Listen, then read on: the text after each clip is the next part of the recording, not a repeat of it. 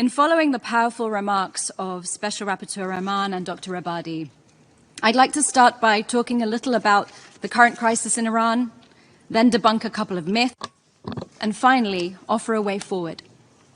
2 days ago, I received a message from a relative of a prominent political prisoner in Iran, who I'll avoid naming to protect them from retaliation by the Islamic Republic authorities. It reads, I ask the United Nations not to be indifferent to the crimes against humanity inside Iran, because they're killing our children. Protesting is the right of every nation, but the Islamic Republic kills protesters with war bullets. Ask the United Nations not to remain silent, because the lives of our political prisoners are in danger, and many have lost their health or died under torture. I've been working in the Iran human rights advocacy space for 14 years now. Never during that time have I witnessed such widespread and committed opposition to the Islamic Republic regime as there is in Iran today.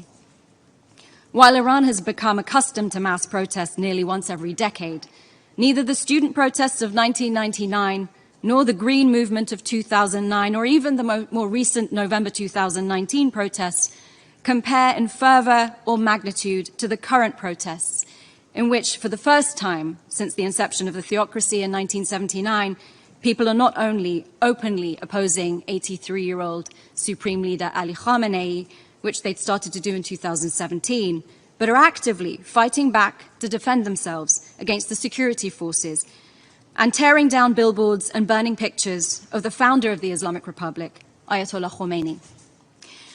As always, due to the lack of transparency, the number of protesters killed, including women and children, are likely to be much higher than reports suggest. They've been killed with batons to the head and bullets to the neck, even as they ran for their lives. But the most unprecedented part of these protests is that they have been female-led. The murder in custody of the 22-year-old Kurdish Iranian woman, Mahsa Jina Amini, arrested for inappropriate hijab, was the powder keg moment that ignited this most recent uprising. Women have taken to the streets and are not only removing and waving their headscarves, but setting them ablaze and cutting their hair in protest. Despite knowing that they will be arrested and sent to psychological re-education centers, beaten, raped, and even killed, young schoolgirls are removing their mandatory head coverings and chanting, "We don't want an Islamic Republic."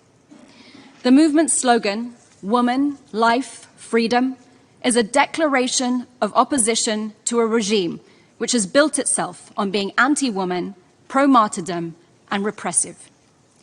To be clear, this uprising is not just about draconian dress codes. However, the compulsory hijab has become the most visible symbol of the subjugation of Iranian women. Now, Iranian men and women stand shoulder to shoulder against the Islamic Republic's gender apartheid regime that has maintained its power not only through the segregation and oppression of women in Iran, but denial of all Iranians from freedom of expression, association, and assembly, as well as fair trials and due process. Make no mistake about it. The Islamic Republic is a totalitarian system that uses forced confessions and torture against its own citizens to stifle all dissent. According to the World Economic Forum's 2022 Global Gender Gap Report, Iran ranks 143rd of 146 countries.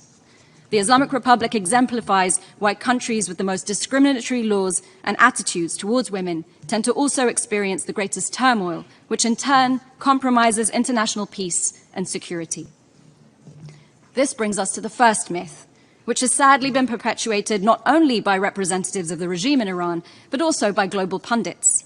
And that's the myth that compulsory hijab is a cultural issue that we shouldn't interfere with. But you don't need to subjugate people into observing cultural norms, where schoolgirls are defying a lifetime of indoctrination by rising up in classrooms, and people are taking to the streets in their tens of thousands to protest something, despite the risk of death at the hands of the authorities. You can safely assume that's not part of their culture.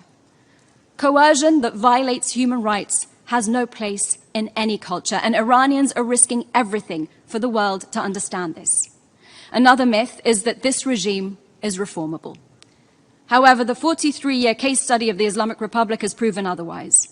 The supreme leader has, during this time, consolidated all levers of coercive state power, and Iranians and the world have repeatedly been hoodwinked to think that presidential elections, which have never been free or fair, would make a difference for them. But elections in Iran are theatre. The rise to the presidency of Ebrahim Raisi, who has been a pillar of the oppressive state, implicated in crimes against humanity, and whose leadership harkens back to 1980s Iran, is proof enough that a culture of impunity reigns supreme in Iran, and the theocracy is impervious to reform. I firmly believe the future of Iran can only be written by its own people on its own streets. But no country can go it alone in its pursuit of freedom and self-determination. This body has an important role to play in assisting nations in crisis. Because the Islamic Republic isn't just a threat to its own people, its human rights abuses have become one of its primary exports. The catalogue of abuses by the regime in Iran and around the world is well documented. Throughout its history, the Islamic Republic regime has taken foreign hostages to use as political bargaining chips, and it's intimidated, abducted, and assassinated dozens of dissidents beyond its borders, including recent attempts on the lives of prominent writers and activists just miles away from where we're currently gathered.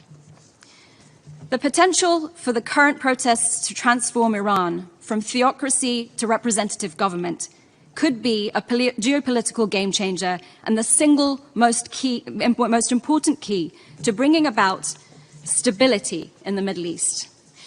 That's why I believe in building global unity and regional capacity against the Islamic Republic's crimes under international law, including human rights abuses. That's what the Iranian people want from us, and to stop turning a blind eye to their suffering in order to fulfill our own political objectives. For decades, we've only responded to the symptoms of the Islamic Republic's hostile activities, with a focus on countering Iran's nuclear ambitions and regional aggression. But in order to address the cause, we must commit ourselves to intelligently supporting the Iranian people's democratic aspirations. What does that look like? We must stand united in fighting corruption and promoting respect for human rights.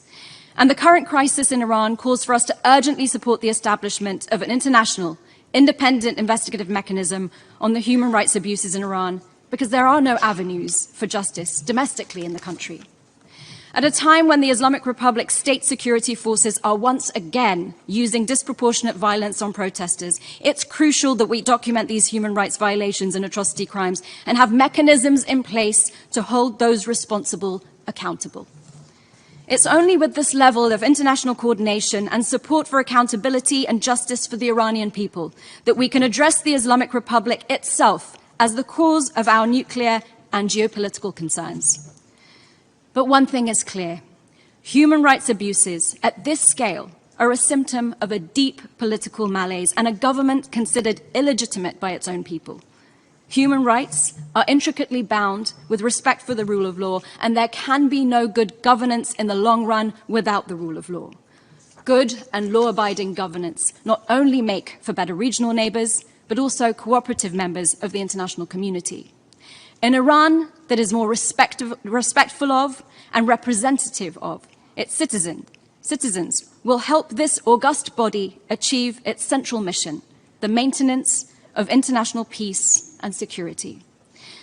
While the Islamic Republic doesn't represent Iran's 2,500 years of rich history and culture, I'll leave you with something that does. A poem, Bani Adam, by the 13th century Persian poet Sa'di, which is also inscribed on the United Nations building entrance. Human beings are a member of a whole, in creation of one essence and soul. If one member is afflicted with pain, other members uneasy remain. If you have no sympathy for human pain, the name of human you cannot retain. The international community should want what the courageous demonstrators in Iran want. It's time for us to stop abetting the Islamic Republic of Iran and start supporting the freedom-loving people of Iran. Thank you.